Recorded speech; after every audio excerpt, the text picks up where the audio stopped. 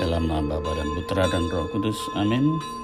Maria diberi kabar oleh malaikat Tuhan bahwa ia akan mengandung dari Roh Kudus. Salam Maria, penuh rahmat, Tuhan sertamu.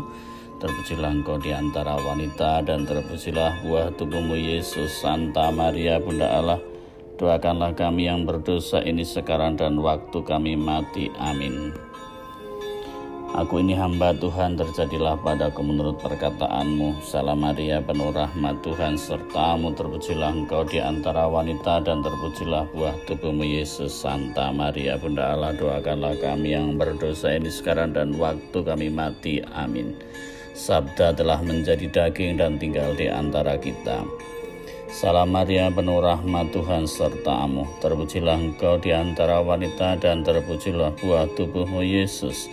Santa Maria, Bunda Allah, doakanlah kami yang berdosa ini sekarang dan waktu kami mati. Amin. Doakanlah kami ya Santa Bunda Allah, supaya kami dapat menikmati janji Kristus. Marilah berdoa. Ya Allah, karena kabar malaikat kami mengetahui bahwa Yesus Kristus Putramu menjadi manusia, curahkanlah rahmat-Mu ke dalam hati kami, supaya karena sengsara dan salibnya kami dibawa kepada bangkitan yang mulia, sebab Dialah Tuhan pengantara kami. Amin. Kita merefleksikan tentang kuasa magisterium. Pastor Samiti memberitahu umat agar sementara beribadah online saja bagi mereka yang tidak memungkinkan untuk ke gereja. Samiun termasuk salah satunya. Ia memilih untuk online. Selain faktor usia, juga tidak punya sarananya. Televisi tidak punya, HP canggih gak ada, hanya radio yang ada. Itu pun sudah lama tidak diputar. Bapak Ibu, saudara-saudari, demi menjaga ketentraman bersama, maka peribadatan sementara dilaksanakan online saja. Begitu pesan yang diberitakan Pastor Samiti kepada umat. Samiun mendengar pemberitahuan itu dari anaknya. Suatu saat Pastor Samiti menyapa Samiun. Samiun menggunakan HP yang hanya bisa untuk telepon dan SMS saja. Pak Miun, semoga diberkati Tuhan ya, diberi kesehatan. Pak Miun tidak lupa berdoa kan? Tidak lupa beribadah kan? Tanya Pastor Samiti. Oh baik Pastor, saya selalu online. Puji Tuhan, saya selalu bangga ini dengan Pak Miun. Semoga berkahnya selalu melimpah untuk jadi contoh atau teladan pertama. Tetapi saya tidak bisa di dalam ruangan kalau online Pastor, balas Samiun. Oh enggak apa-apa, dimanapun yang penting bisa beribadah.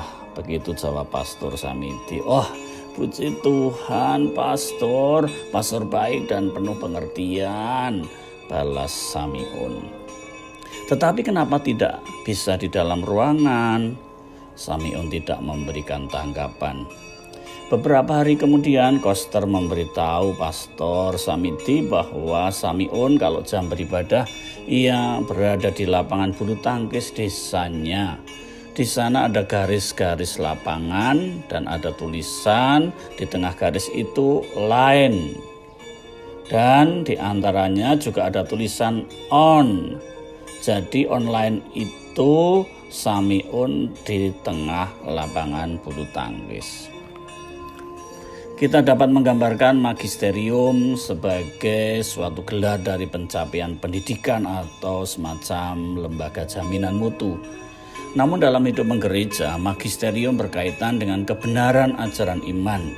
Karena berkaitan dengan kewenangan, maka ada lembaga atau struktur dan kepemimpinan yang menjamin fungsi peran terlaksana, sehingga stabilitas dinamika ajaran dan roda pelaksanaannya terjamin.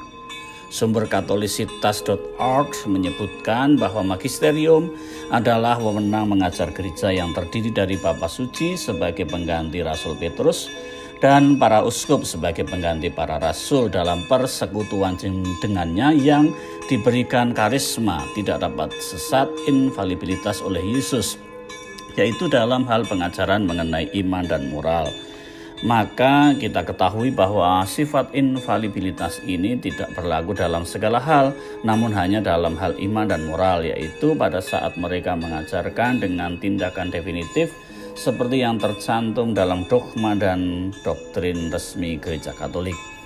Kuasa magisterium ini menjadi mandat Yesus kepada gereja melalui para rasul dan pengganti-penggantinya agar karya keselamatan tetap berlangsung. Gereja hidup dengan ajaran-ajaran Yesus baik yang tertulis dalam kitab suci maupun tradisi dan magisterium. Berkah dalam Bapa, Putra, dan Roh Kudus. Amin.